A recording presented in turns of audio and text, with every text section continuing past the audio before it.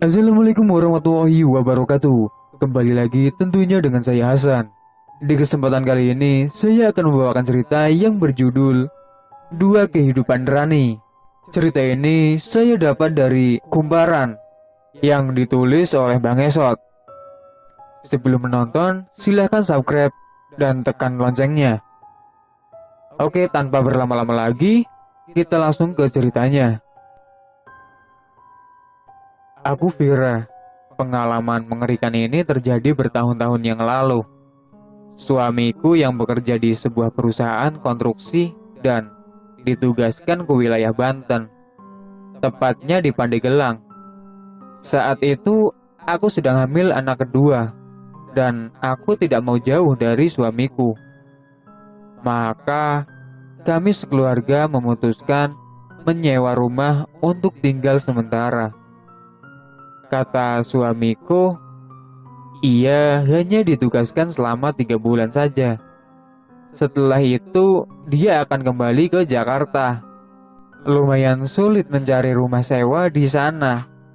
Hingga akhirnya suamiku menemukan sebuah rumah yang nyaman dan cukup besar di kampung Langansari. Di depan rumah itu ada sebatang pohon mangga dan sebuah ayunan yang terbuat dari bekas ban mobil. Dinding depan rumahnya ditempeli keramik warna merah. Ada 2 tiang penyangga di bagian depan. Lantai keramiknya berwarna putih. Perabotan di rumahnya sudah lengkap. Ada 3 kamar, 1 dapur, dan 1 kamar mandi yang sudah menggunakan air pump jet. Rumahnya nyaman ya, Pak? Kataku sambil memperhatikan sekeliling. Iya, mah. Di daerah sini juga sejuk. Kalau pagi bisa nongkrong sambil mandangin Gunung Pulau Sari. Ma, aku mau main ayunan ya, kata Rani, anak perempuanku. Iya nak, hati-hati. Aku mengelus rambutnya. Tepat di depan rumah memang terpampang jelas Gunung Pulau Sari yang menjadi ikon. Betul Pak Andro. Dulu yang pernah sewa di sini juga merasa nyaman Pak, kata Pak Kisur, orang yang mempunyai rumah ini. Kebetulan dia memiliki 2 rumah di kampung itu. Jadi yang satunya selalu disewakan. Oh iya Pak, silakan isi 2 kamar ini. Sementara kamar yang paling ujung, ia menunjukkan sebuah kamar yang dekat dapur. Nah, yang itu kamarnya saya kunci karena masih direnovasi dan belum selesai. Oh iya Pak, timpal suamiku. Kami memeriksa semua ruangan rumah ini, dari mulai ruang tamu sampai ke kamar mandi. Semuanya terawat dengan baik. Sebuah kamar yang dekat dengan dapur terkunci dengan rapi. Dan aku tidak pernah curiga sedikit pun kalau kamar itu kelak akan membawa petaka bagi keluargaku. Suamiku sering pulang malam karena lembur. Malam itu dia meneleponku, minta dimasakkan nasi goreng. Rani anakku yang berumur 5 tahun sudah tidur pulas.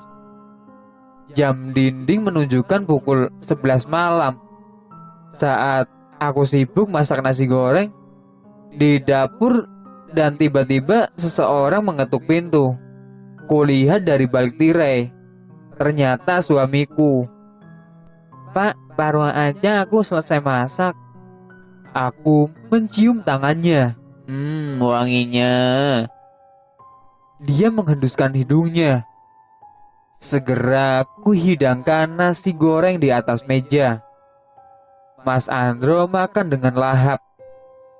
Ada kecap gak mah? Tanya suamiku. Ada Pak. Setelah ku serahkan botol kecap padanya, tiba-tiba smartphoneku berdering di kamar. Sebentar Pak, ada telepon. Ku raih smartphoneku yang tergeletak di atas kasur. Halo? Maaf mah, aku telat pulang ya. Masih ada urusan di kantor. Gak apa-apa, tidur aja dulu. Nanti ku bangunkan. Bukankah barusan suamiku sudah pulang? Lalu siapa yang makan di dapur? Jelas-jelas kulihat dia adalah suamiku. Aku sangat mengenalinya. Bau parfumnya pun sama. Sebelum ku jelaskan apa yang sedang terjadi, telepon langsung terputus. Mungkin karena sinyalnya jelek. Suara sendok yang beradu dengan piring dapat ku dengar dengan jelas. Dia masih di dapur, makan dengan lahap. Mah, ambilin air minum dong. Mah, ngapain sih di kamar? Papa haus nih. Aku beberapa kali menekan nomor telepon suamiku, tapi tetap tidak dapat tersambung. Mah, suaranya sekarang berubah, bukan lagi seperti suamiku, lebih menyerupai suara kakek-kakek. Sambil ketakutan aku mengintipnya dari balik pintu kamar. Kulihat orang yang menyerupai suamiku masuk ke dalam kamar yang tidak kami tempati. Aneh, aku tahu betul kamar itu dikunci, tapi kenapa lelaki itu masuk dengan mudah? Kulihat bagian bawah kakinya. Astaga, kedua kakinya tidak menyentuh tanah. Keesokan harinya, aku dan suami mendatangi Pak Kisur. Kepadanya, kami menceritakan kejadian semalam. Kami mau lihat ada apa di kamar itu, Pak. Boleh. Pak Kisur tersenyum ramah. Ia membuka kamar itu. Memang benar katanya. Ruangan itu masih direnovasi. Keramiknya banyak yang pecah. Dindingnya retak. Langit-langit pun bolong. Ruangan itu kosong. Tidak ada apa-apa. Semalam istri saya didadangi setan, Pak. Mana istri saya lagi hamil. Nada bicara suamiku meninggi. Waduh, setan, Pak. Iya, Pak Kisur. Dia menyerupai suamiku dan masuk ke dalam kamar ini. Sahutku. Selama ini tidak pernah ada setan di kampung kami, Pak. Barangkali karena Bapak pendatang, kata Pak Kisur. Lalu bagaimana cara mengusirnya, Pak? Banyak berdoa saja, Pak. Pastikan istri Bapak jangan sering melamun, sebab setan sangat mudah merasuki orang yang melamun. Oh iya, Pak. Juga jangan khawatir, saya akan bantu usir setan itu. Caranya, Pak? Nanti sore saya akan ke sini lagi. Saya harus lakukan beberapa ritual terlebih dahulu.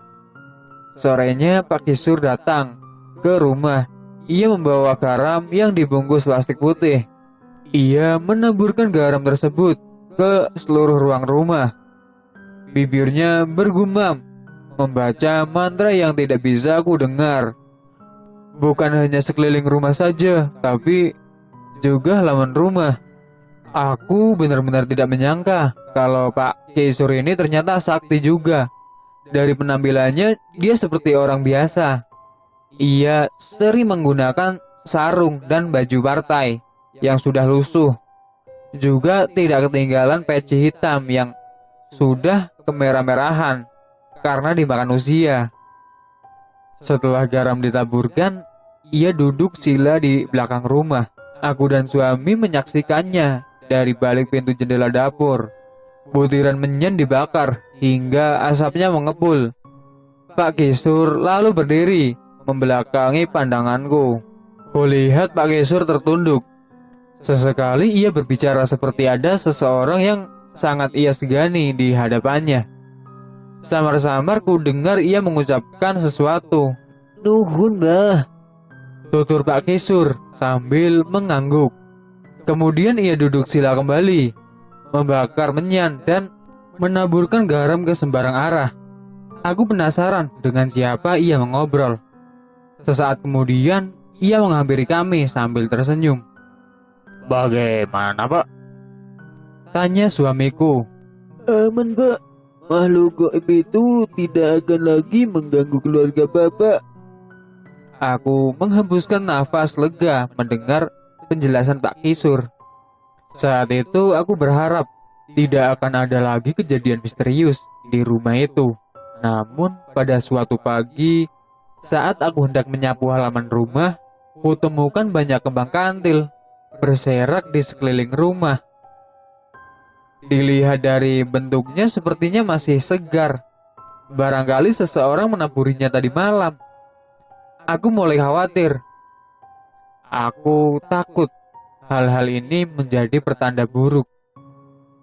Aku sangat terkejut saat melihat kembang kantil bukan hanya berserak di halaman rumah, tapi juga di dalam ruangan. Aku berusaha menyapu kembang-kembang itu, dan yang paling banyak aku temukan di bawah ranjang Rani. Aku semakin khawatir saja. Mah, kok di rumah kita banyak sampah? Rani terbangun dan menghampiriku. Namanya kembang kantil sayang. Mama juga nggak tahu nih kenapa tiba-tiba banyak kembang. Sebentar ya, Mama bersihkan dulu. Segera ku bersihkan kembang kantil itu. Ku masukkan kembang-kembang itu ke dalam kamar, lalu membakarnya di belakang rumah. Saat sedang membakar kembang kantil, dari balik pepohonan, kulihat seorang kakek mengenakan baju lengan panjang dan celana hitam. Seluruh rambutnya terlihat sudah memutih. Kakek itu menatap ke arahku dengan tatapan tajam. Siapa dia? Buru-buru aku masuk ke dalam rumah. Tatapan kakek itu membuatku takut. Aku dan Mas Andre mendatangi rumah Pak Kisur untuk protes lagi tentang kejadian janggal yang kualami. Tepatnya tentang kembang kantil tempo hari. Setibanya di sana, kami dipersilahkan duduk di atas sofa yang sudah usang, penuh dengan sobekan di sana-sini.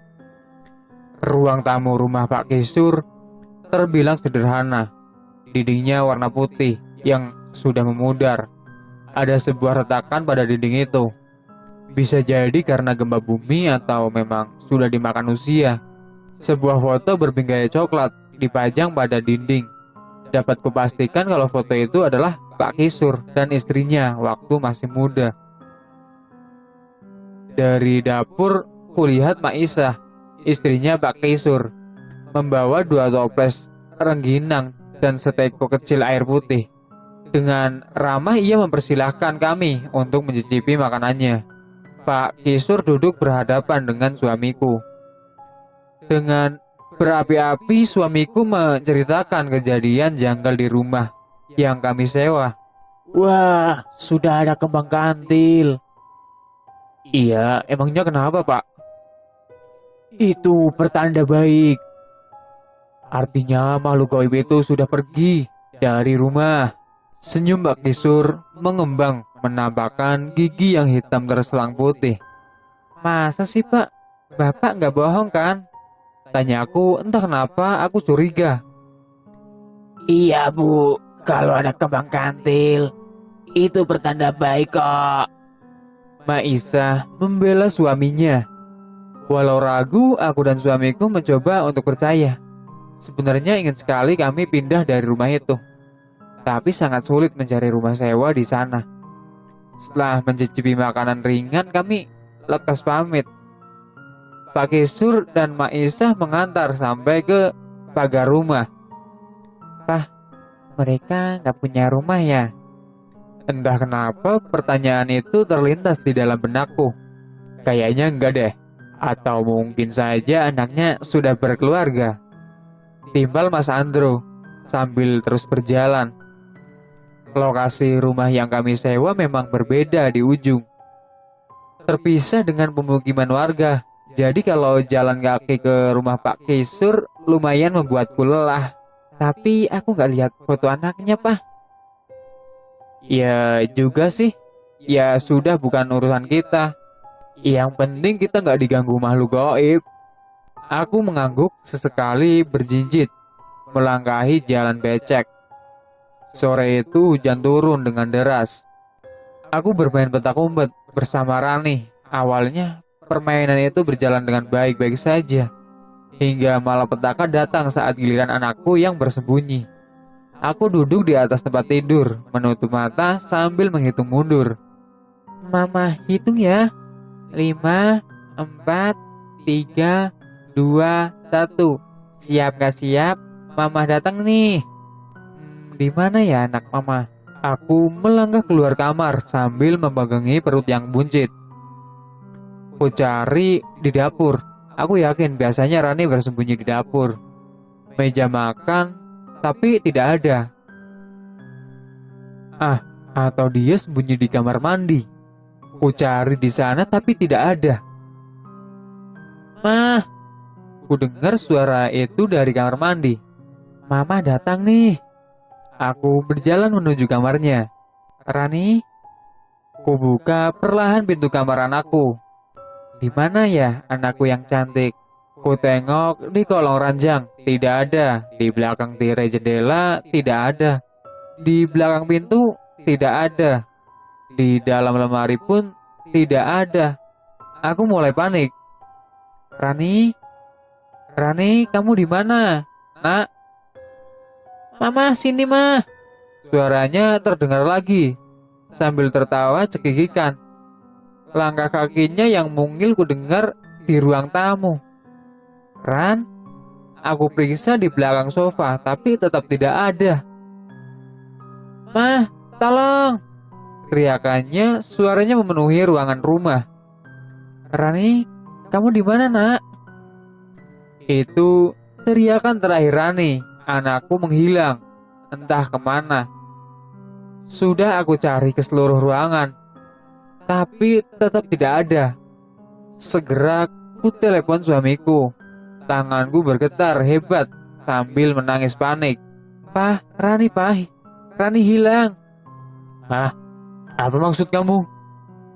Aku tadi main petak umpet sama Rani, dan dia hilang gitu aja. Astaga. Oke, kamu tenang ya. Aku pulang sekarang. Saat suamiku datang, ia langsung meminta Pak Kisur untuk membuka kamar yang sedang direnovasi. Tapi hasilnya nihil.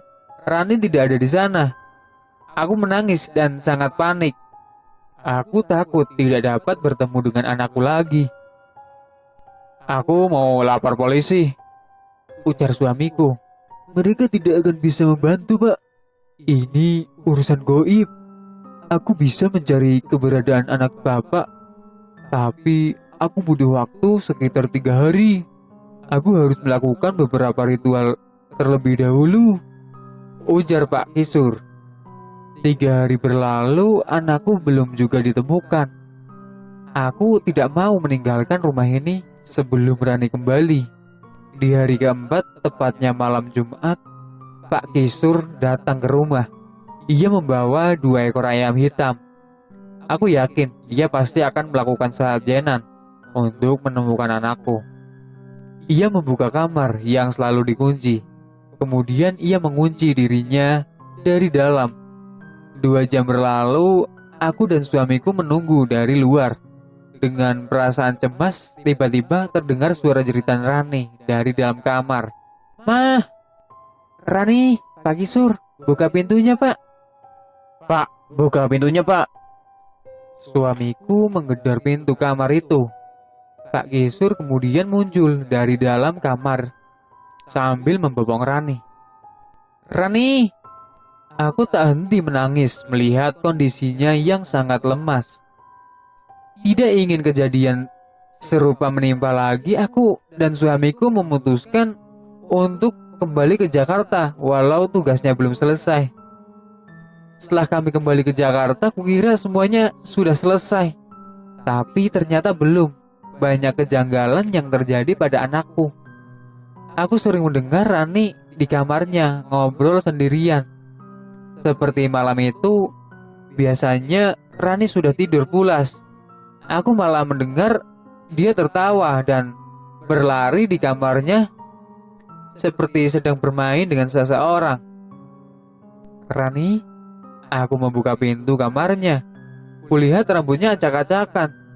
Selimutnya tergeletak di lantai. Ia menoleh ke arahku. Iya, Mah. Kamu ngomong sama siapa tadi? Temen aku, Mah.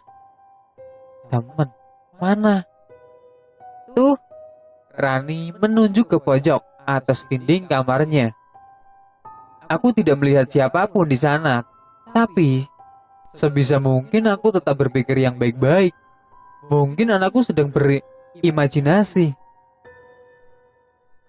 Gak ada koran. Masa sih mah? Gak lihat? Tuh, sekarang dia di belakang mama loh. Ah, kamu pasti lagi bohongin mama. Aku tersenyum sambil mengelus rambutnya. Hei, jangan sentuh mamaku. Rani seperti membentak seseorang. Ran, jangan bercanda ah, kataku dengan wajah ketakutan. Gak bercanda mah. Emang ada teman aku di sini. Teman? Apakah makhluk gaib itu masih mengikuti keluargaku? Aku merasa harus bicara hal ini dengan Mas Andro.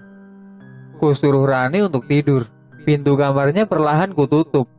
Namun sesaat sebelum pintu tertutup, kulihat Rani berdiri di atas kasurnya. Kedua kakinya melayang. Rani? Iya mah. Ia menoleh ke arahku. Aneh. Tadi jelas-jelas aku melihat kedua kakinya melayang. Tapi sekarang dia berdiri dan menyentuh kasur. Lekas tidur, kataku singkat. Segera ku tutup rapat pintu kamarnya. Bukan kejadian itu saja yang membuatku semakin cemas dengan keadaan Rani. Dia juga suka membawa makanan ke kamar dan mengunci pintu dari dalam. Jendela kamarnya juga ditutup, sehingga aku tidak bisa melihat apa yang ia lakukan dalam kamarnya.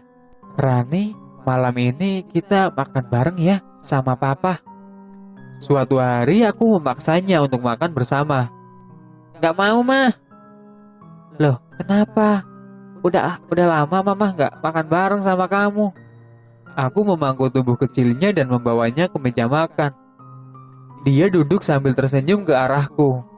Rani suka daging ayam kan? Mas Andro menyodorkan paha ayam ke piring Rani. Rani masih kenyang, Pak. Mama belum lihat kamu makan seharian.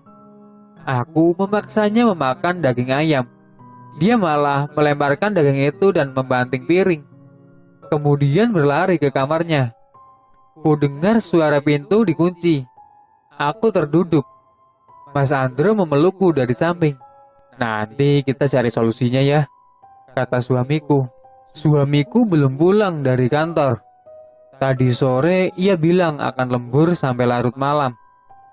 Di luar hujan sangat deras. Mas Andro sempat meneleponku dan meminta dibuatkan nasi goreng. Namun saat hendak memasak, perutku tiba-tiba mulas. Aku menahan perut bagian bawah dengan tangan kanan. Ku panggil berkali-kali Rani untuk mengambilkan smartphoneku. Tapi dia tidak menyahut, malah terus bermain di kamarnya. Aku meringis menahan sakit dan ambruk terlentang di lantai. Tolong! Suaraku paruh menahan sakit yang semakin menjadi-jadi hingga terjungkal ke lantai. Rani sama sekali tidak mendengar jeritanku. Ia malah asik tertawa di dalam kamar. Aku menarik nafas dalam dan menghembuskannya. Sesaat kemudian, kulihat Rani keluar dari dalam kamar. Ada yang berbeda darinya. Kedua matanya merah, senyumannya mengerikan, seperti ada yang mengendalikannya. Wah, aku mau punya adik, kata Rani. Tanpa kuduga-duga Rani meraih sebuah pisau dari keranjang buah. Ia mendekat ke arahku. Ayo cepat keluar adik, kakak bantu ya.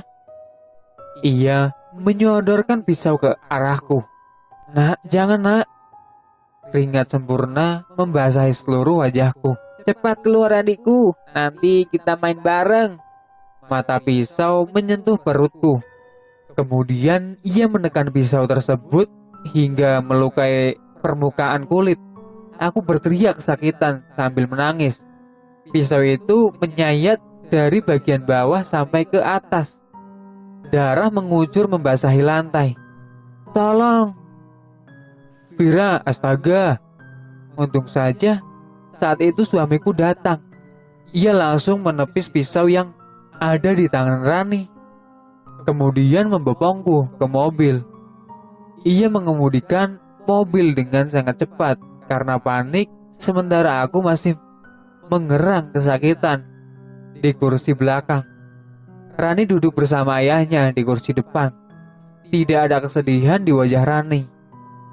Ia malah menoleh ke arahku sambil senyum-senyum sendiri. Sesekali kulihat Mas Andro melirik Rani dengan wajah cemas. Mungkin ia semakin bingung, setan apa yang mengendalikan Rani sampai hendak membunuh ibunya sendiri.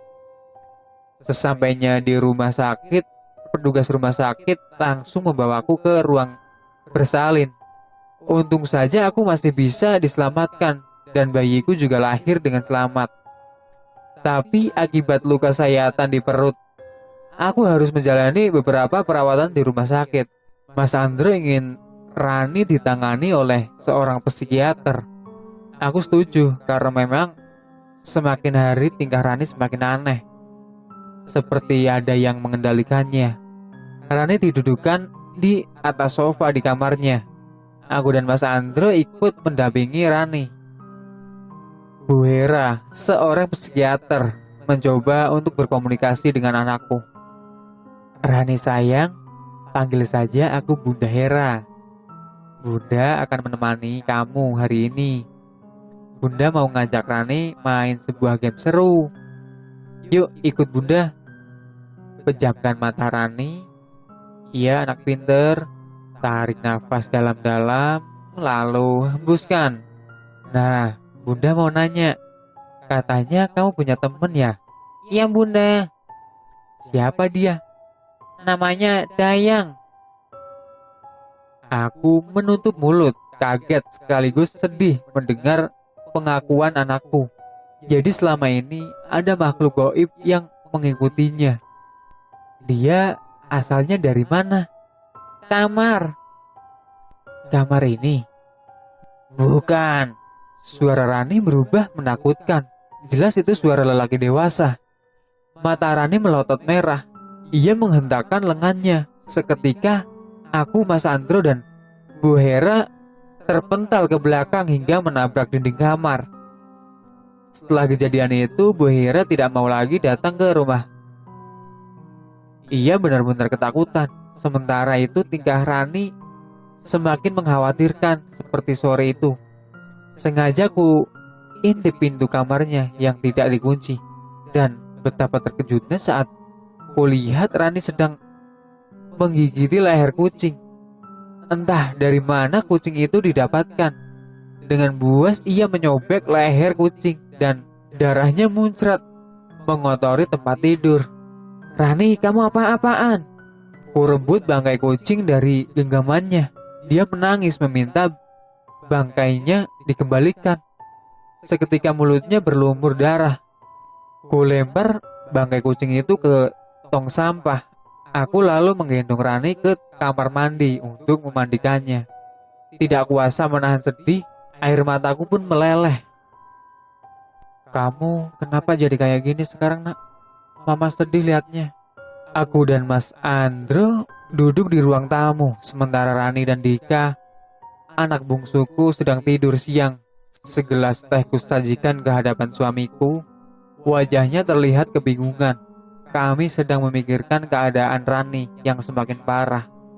Dan Rani bahkan sudah membunuh kucing tetangga. Ia tidak memakan dagingnya, melainkan hanya menghisap darah kucing tersebut. Anakku juga lebih senang memakan tulang ayam yang sudah kubuang ke tempat sampah. Kita coba ruqyah saja, Mah. Diruqyah? Anak kita masih kecil. Aku takut kenapa-napa. Tapi kita nggak punya cara lain, Mah. Aku lihat di TV. Orang yang diruqyah bisa sampai muntah-muntah. Aku takut. Tubuh Rani belum kuat.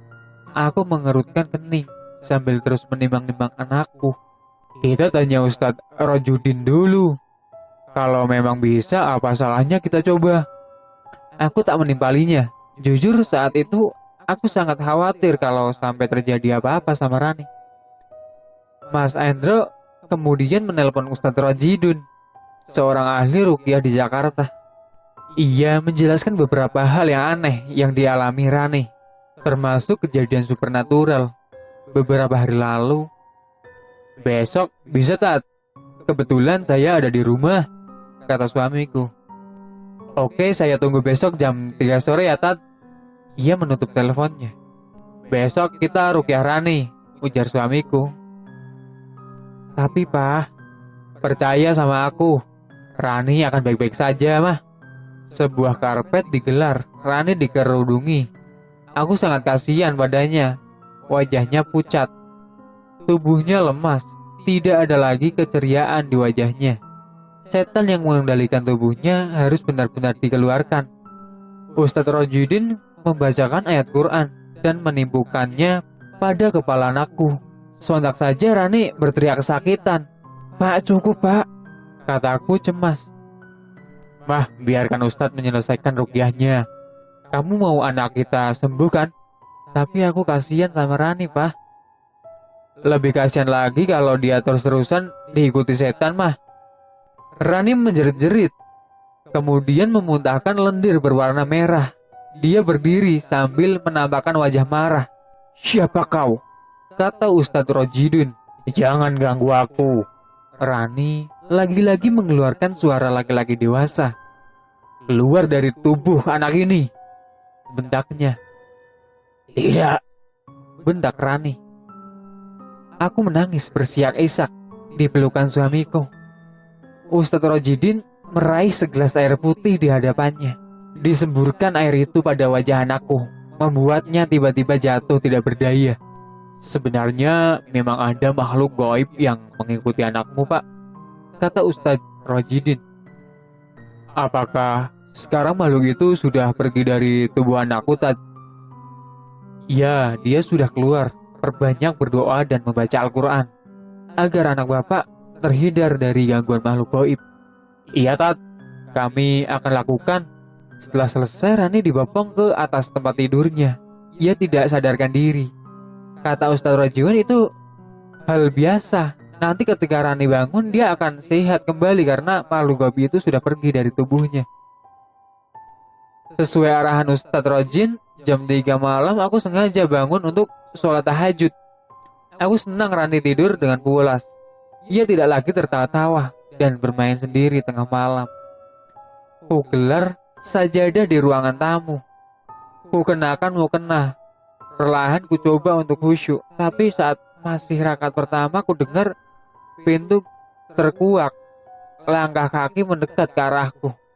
Sebisa mungkin aku berusaha untuk tetap khusyuk.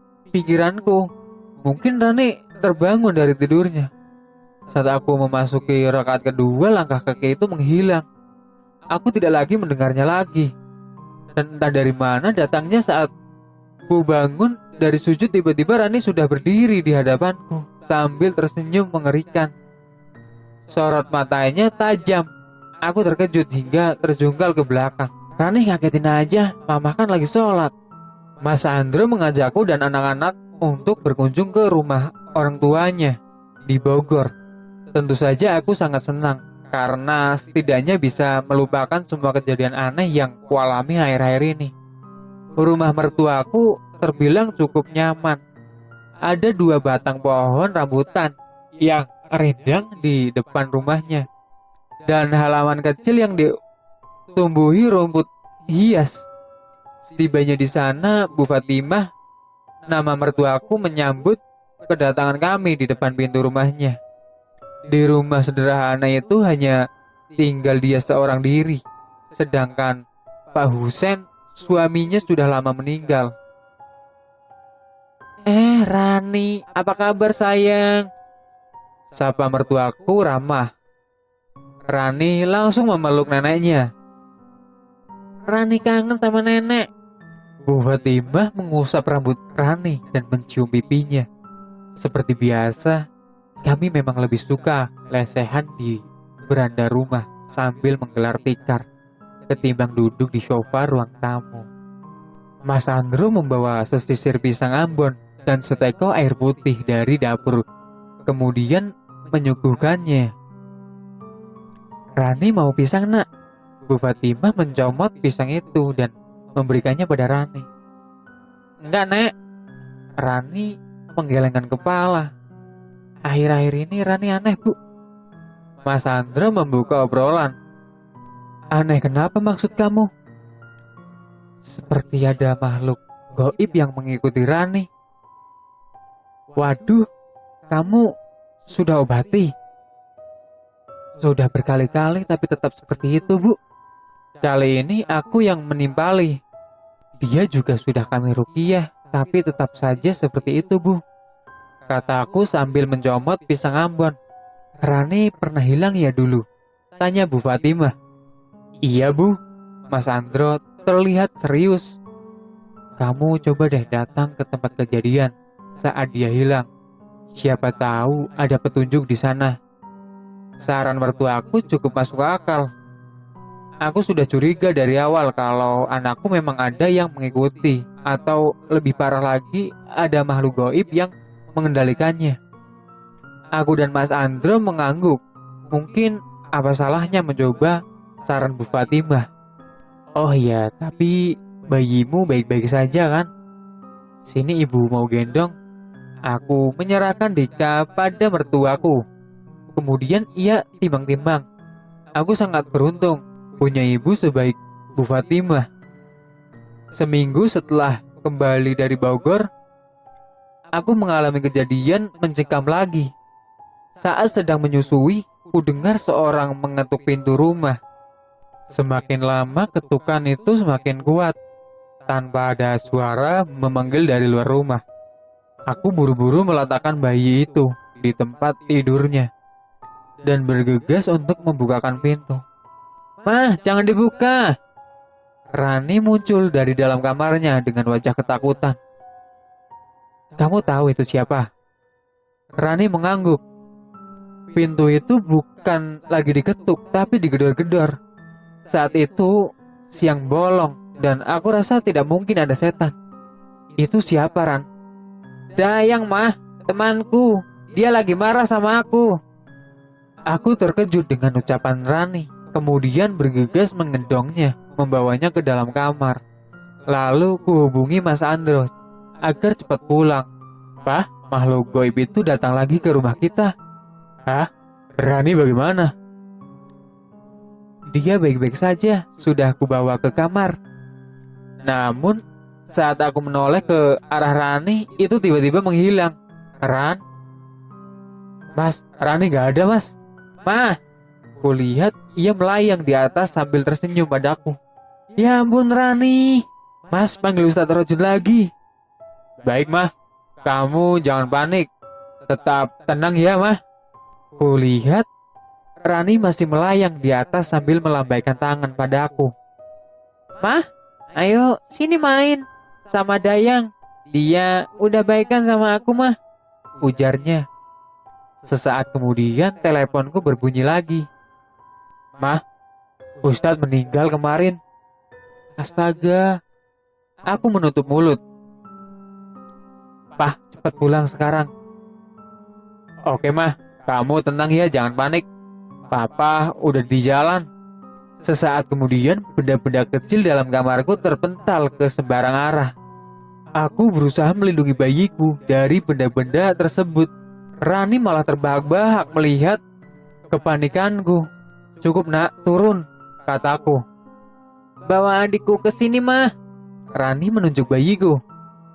Jangan Ran. Berikan adikku Mah. Dia marah lalu berteriak membuat cermin di kamarku pecah. Berantakan, segera aku bawa bayi keluar dari kamar untuk menghindari pecahan kaca. Aku tidak berani masuk ke dalam rumah sampai Mas Andro pulang. Sesaat kemudian Mas Andro datang dengan tergesa-gesa. Dengan hati-hati memeriksa kamar. Di sana Rani sudah terkapar, tidak sadarkan diri di atas lantai. Sedangkan kamarku berantakan tidak berubah. Aku mendapatkan sebuah isyarat dari mimpiku. Tapi aku tidak mampu menafsirkannya. Dalam mimpi itu ada Pak Kisur dan istrinya sedang berada di ruang tamu. Tempatnya di rumah yang pernah aku sewa. Ia memeluk istrinya dari belakang sambil mencium pipinya. Mereka tampak masih muda. Foto-foto pernikahan berwarna hitam putih terpajang di ruangan itu. Semoga kita cepat dikaruniai seorang anak ya mah, sayang, kata Pak Kisur. Iya, aku mau anak kita perempuan, jawab Mak Isah. Lucu juga ya kalau punya anak perempuan, kata Pak Kisur kembali mencium pipi istrinya. Namun setelah itu tubuhku seperti masuk ke dalam kumparan cahaya yang menyilaukan mata. Dan pada sebuah waktu yang entah berantah, aku melihat Pak Kisur yang sudah menua. Ia masuk ke dalam sebuah kamar yang dulu sering dikunci. Kamar misterius itu ia membawa sesajenan seperti buah-buahan, ayam hitam, dan nasi kuning. Dari dalam dinding kamar muncul sesosok makhluk mengerikan. Badannya tinggi, besar, penuh dengan bulu hitam. Bertaring, kukunya juga panjang. Abah, tolong hamba berikan hamba keturunan, kata Pak Kisur sambil tertunduk. Aku tidak dapat mengingat dengan jelas apa selanjutnya yang dikatakan oleh makhluk yang dipanggil Abah oleh Pak Kisur. Mimpi itu bukan hanya sekali datang dalam tidurku, tapi sampai 3 kali. Di mimpi kedua dan ketiga, aku melihat Pak Kisur rajin memberi sesajen di dalam kamar itu. Aku sudah menceritakan tentang mimpi ini pada Mas Andro, tapi dia hanya menganggap itu hanya tidur saja. Katanya, hanya orang bodoh yang mempercayai pada mimpi. Dia memang orang yang tidak pernah mau percaya pada isyarat mimpi. Sungguh waktu itu aku sangat penasaran pesan apa yang tersiasat dalam mimpiku. Aku berdiri di depan kaca jendela rumah sambil menggendong bayiku. Kulempar pandanganku ke jendela. Di depan rumahku ada sebuah batang mangga yang dahannya dipasangi ayunan. Di sana Rani sedang anteng main ayunan.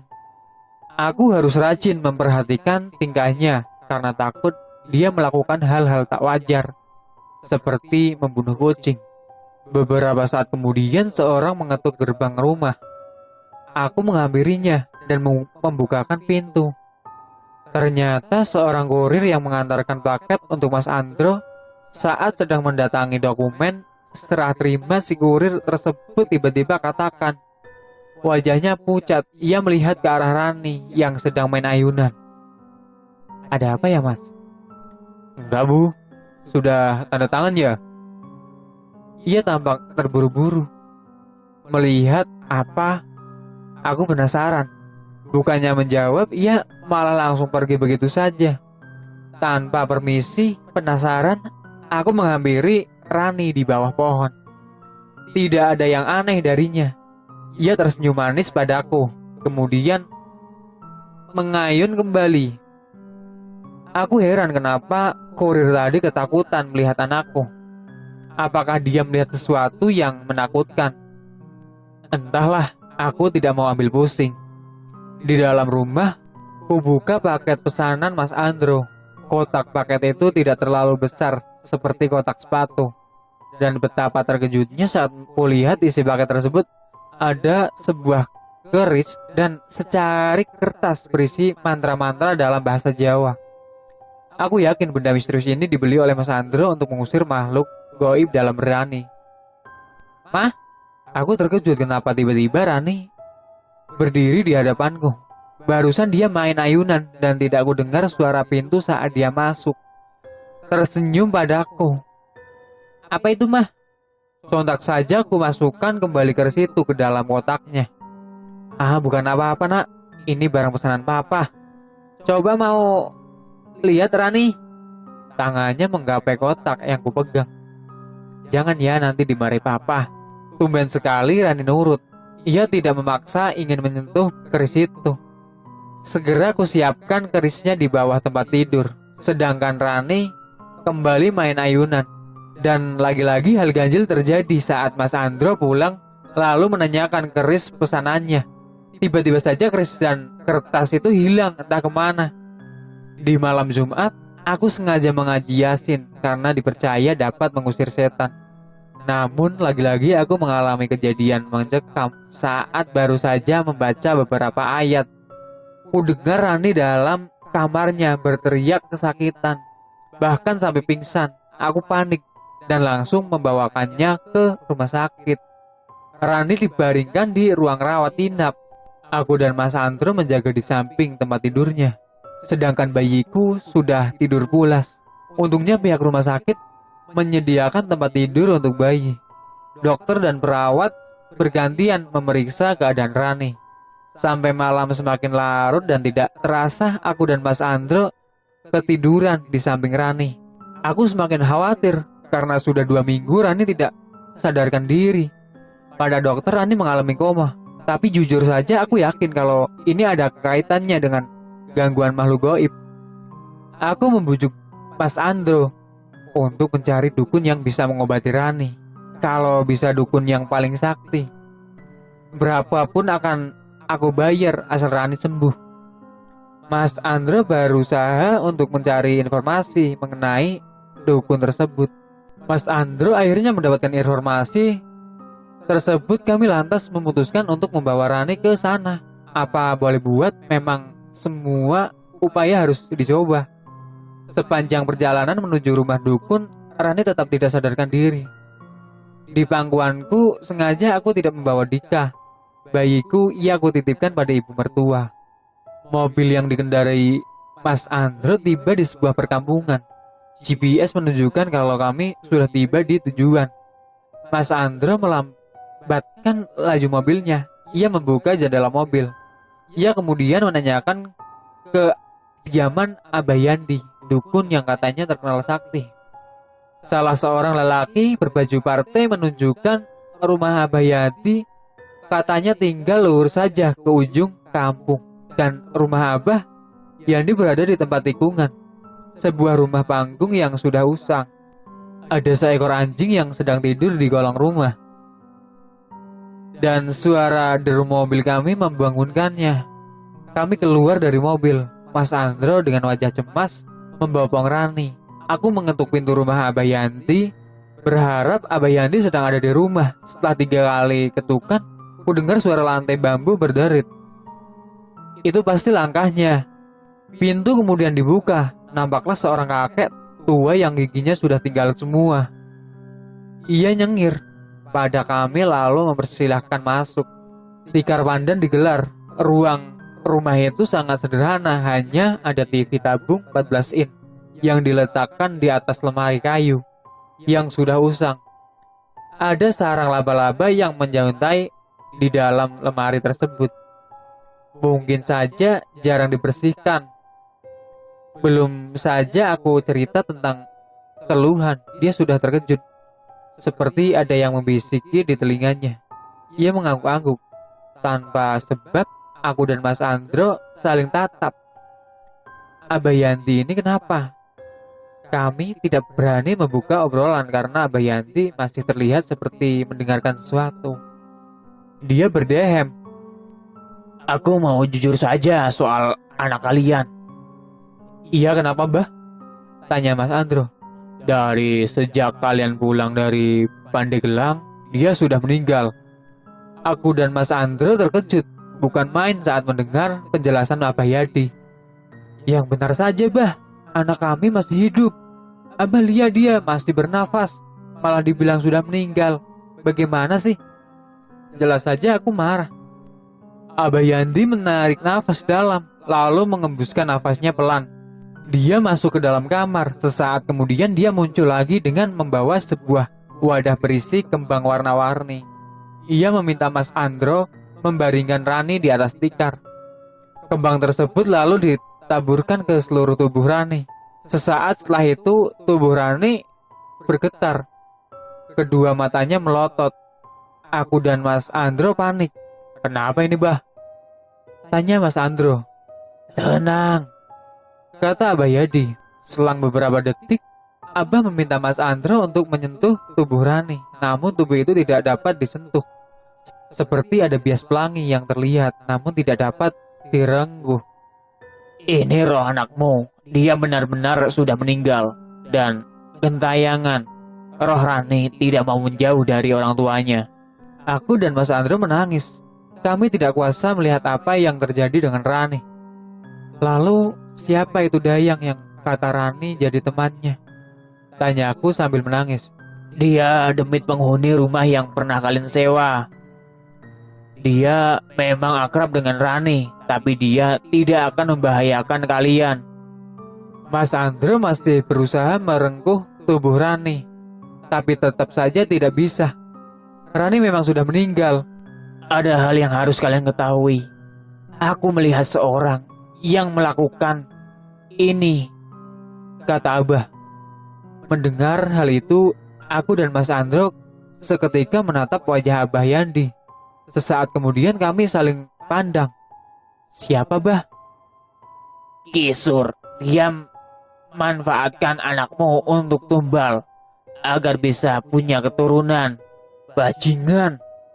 Suamiku mendelik marah.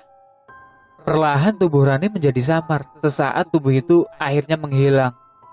Bah, Rani kemana? Dia tidak akan kemana-mana. Saat kalian pulang, nanti dia pasti akan di rumah. Roh Rani enggan jauh dari kalian. Dan benar saja saat kami tiba di rumah, Rani sudah anteng di atas ayunan. Ia malah menyapa kami sambil tersenyum ramah. Sontak saja aku dan Mas Andro memeluknya sambil menangis. Besoknya aku dan Mas Andro pergi ke Pandeglang untuk menuntut balas atas perbuatan Pak Kisur. Suamiku mengemudikan mobil dengan sangat cepat. Ia tidak sabar ingin memberi pelajaran pada lelaki tua itu. Sialnya, sesampainya di sana, dia dan istrinya sudah tidak tinggal di sana lagi. Kami malah menjumpai orang yang berbeda. Semenjak istrinya hamil, Pak Kisur pindah rumah, entah kemana, dan rumah ini sudah kami beli. Kata seorang bapak parubaya yang menjadi pemilik rumah baru Pak Kisur. Kalau rumah yang satu lagi? Tanyaku. Wah, kalau rumah itu terbengkalai, Bu. Nggak tahu dijual apa enggak. Ibu mau beli rumah ya? Oh, enggak Pak. Kalau begini kami pamit aja ya. Terima kasih ya Pak. Kami langsung menuju ke rumah yang dulu pernah kami sewa. Keadaannya sangat tidak terurus. Pintunya dibiarkan terbuka. Kami masuk ke dalam rumah tersebut. Kemudian mendobrak kamar tempat Rani ditemukan dulu. Dan betapa terkejutnya saat kamu temukan pakaian Rani tergeletak di atas sana. Juga ada sebuah boneka panda kesayangan Rani. Kami menangis dan bersumpah akan menemukan Pak Kisur. Nyatanya kami tidak pernah berhasil menemukan Pak Kisur. Ia dan istrinya hilang begitu saja entah kemana. Dan soal Rani rupanya dia enggan pergi walau kami tahu dia adalah roh.